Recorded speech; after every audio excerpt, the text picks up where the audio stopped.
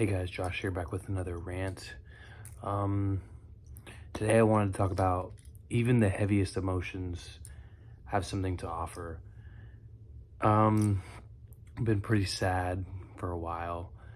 It's been a lot better recently, that's for sure, but still a lot of days I wake up and the first thing I feel is sadness.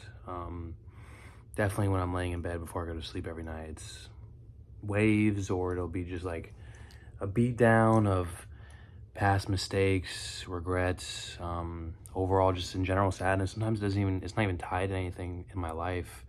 I just feel sad. Um, and you might experience this as well. Maybe it's not sadness, maybe it's anger, maybe it's happiness. I don't know, maybe you're like super happy before bed or just in your daily life. Who knows?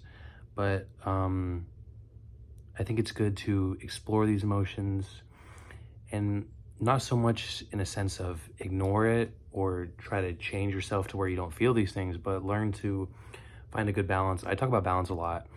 Finding a good balance, being able to, because I don't want to ignore my sadness. That's the last thing I want to do. If anything, I want to identify why I feel this way. And, can I comfort myself? What do I need? Maybe I just need to sit here and feel it. And see how it makes me feel in the long run. Maybe I'll learn something from it. When I'm super sad, I end up reflecting on a lot of things. Whether it's like if I'm sad about a past relationship, I'll sit here and I'll think and I'll journal and be like, why am I feeling sad? What's the first thing that comes to mind? And I recommend you try this because, like, if you're by yourself, you don't really have any reason to lie, I guess, compared to if you're talking to like a friend or something. You might not say the first thing that comes to mind, but just being honest with yourself when you're by yourself is just what's the first thing that comes to your mind. Write it down, and then when you're in a different mood altogether, go back and reflect, and you'll be like, was I justified in that thinking? Does it make sense? When the inevitable cycle happens again, will I be more prepared to deal with that? But like I said, it's all about finding a good balance and then learning from it, because everything that we go through, our body, we're smart. We're creatures of intelligence.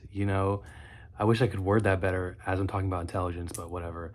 But our body does things for a reason. Our head does things for a reason, even if we don't fully always understand it. There's a million different processes going on inside our body that we don't even know. Same thing with our head. So take these emotions that you're feeling as lessons. Maybe your subconscious is trying to teach you something or show you something that you're not conscious of, or maybe it's just your body's like, hey, we just want to feel sad sometimes. We want to grieve, and just take it and learn from it the best that you can.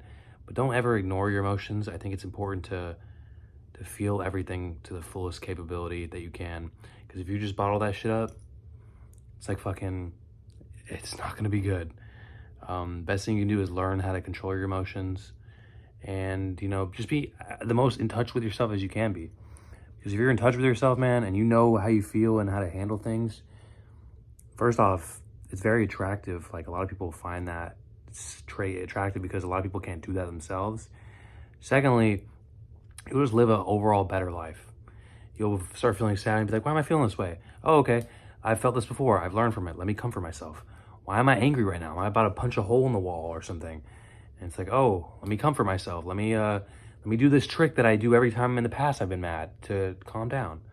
So yeah, just take these emotions, the heavy ones especially, and see what you can learn from it. Love you guys. Thanks for all the support.